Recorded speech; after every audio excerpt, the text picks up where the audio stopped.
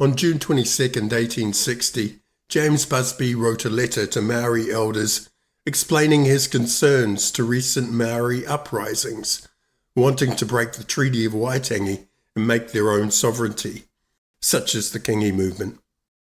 Busby was one of the authors of the Treaty of Waitangi, and 20 years after its signing, this letter shows the true intention of the treaty and its influence on early New Zealand.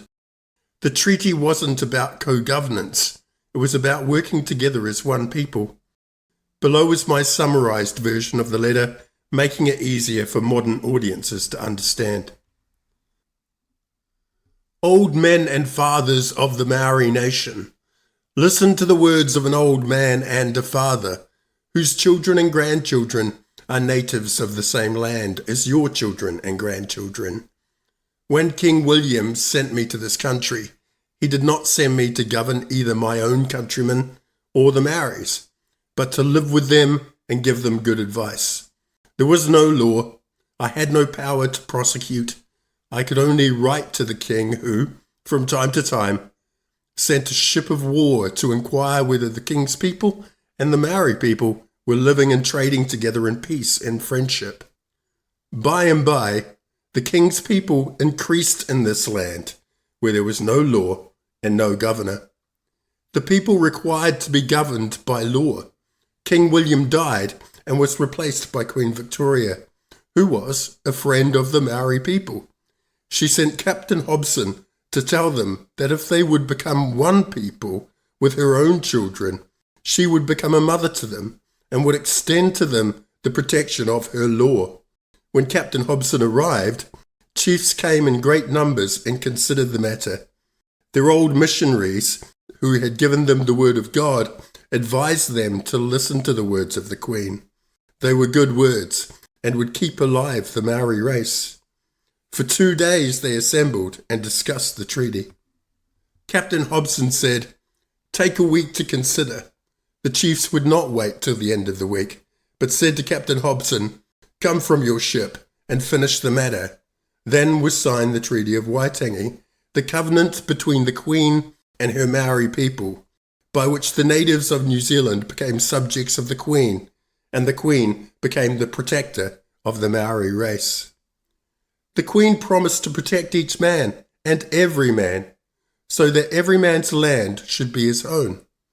And the Maoris agreed that when they wished to sell the land, they would sell it only to the Queen, because when Queen Victoria became Queen of New Zealand, it was not lawful for any of her people to buy land, but only for those whom she appointed. The treaty was carried over the islands, and all the principal chiefs entered into the covenant. But some will perhaps say to me, "I did not sign the treaty. I am not bound to it." Friend, tell me this. Can one stone stop the flow of a river? Can one man stand against 1,000? If he does not turn and go with the rest of the army, will he not be trodden underfoot by it? Tell me now, has this river which began to flow in your land when Victoria became queen brought you evils, or has it brought you blessings? Has it overflowed its banks and swept any of you from your homes? Or has it not rather covered its banks with all kinds of riches?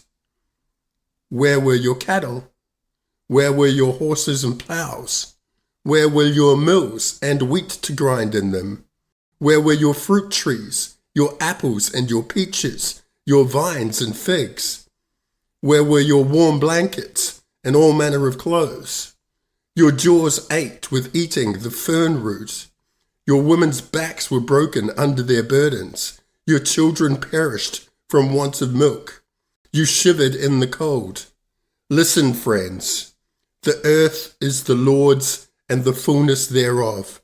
When God created man upon the earth, he said to them, "Be fruitful and multiply, and replenish the earth, and subdue it."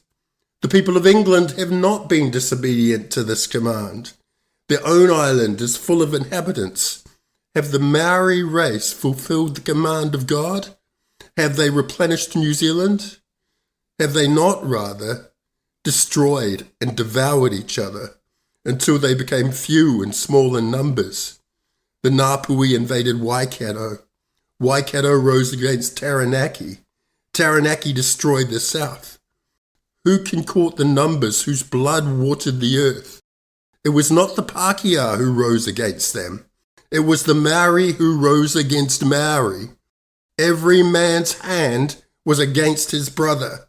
When man's wickedness is great upon the earth, God suffers them to destroy each other until there are none left, but he will not allow this earth to remain forever in waste.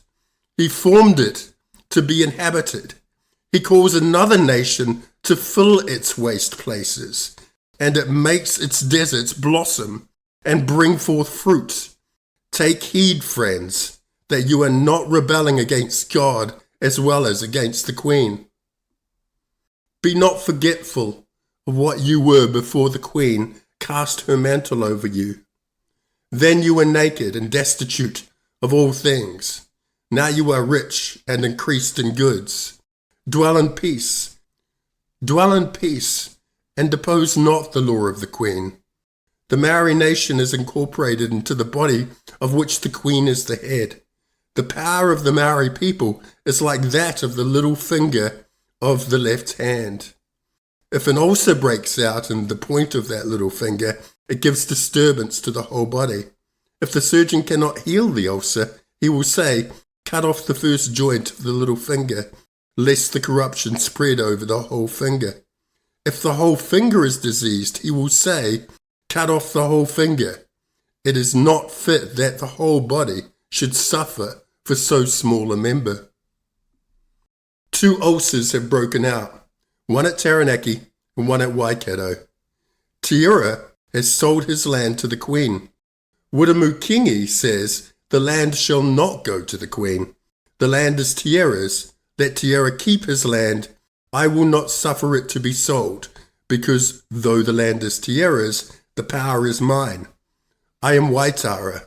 Let Tiara live under my shadow, sovereignty. Friends, this is a great mistake of Kingi's. In former times, before the Queen's shadow, sovereignty, covered the land, when a strong man armed kept his place, his goods were in peace. But when a stronger man came, he was overcome and his goods taken from him. This was Maori custom. In those days, Kingi, being stronger, could overcome Tiara. But when the Queen promised to every Maori that he should be as one of her own people, the law came. The law is the strength of the weak man, and the law says every man's land is his own to sell to the Queen or to keep. No one shall take it from him because he is weak. No one shall prevent him from selling it if he wishes to sell it. If the governor allowed Kingi to overcome Tiara, he would make the Queen false to the promise she made to every Maori man when she entered into the treaty. Friends, one word more. It is a new thing on the earth for a strong nation like Britain to come upon a weak one, the Maori, and say to it, you are weak and we are strong. Nevertheless, we will not take your land, but buy it from you when you wish to sell it. The Queen has secured you in possession of your lands, but she has done more than that. To some of you, she has lent money to build mills, that you might eat bread instead of fern root. To some, she has lent money to buy vessels, to carry their wheat to market.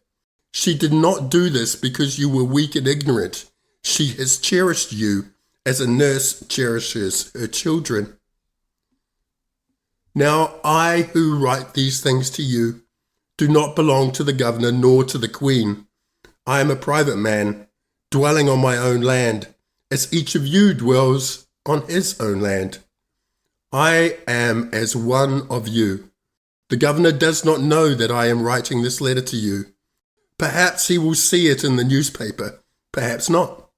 I write it because these are troubled times, and I foresee that evil will come upon you if you do not turn from your folly. I have read all your speeches at Waikato. The flagstaff is a challenge to the Queen. Think, if the King of France had set up sovereignty, would he have let these revolts persist? No. 500 ships of war would have been upon the seas and numerous soldiers upon you. The Queen has not dealt with you because you are new to the knowledge of nationhood and have much to learn. But friends, these ulcers must be healed. Therefore, I remind you, as an old friend, to cast away your folly and let the land be in peace. From your old friend, from Te Pū Hippie, James Busby.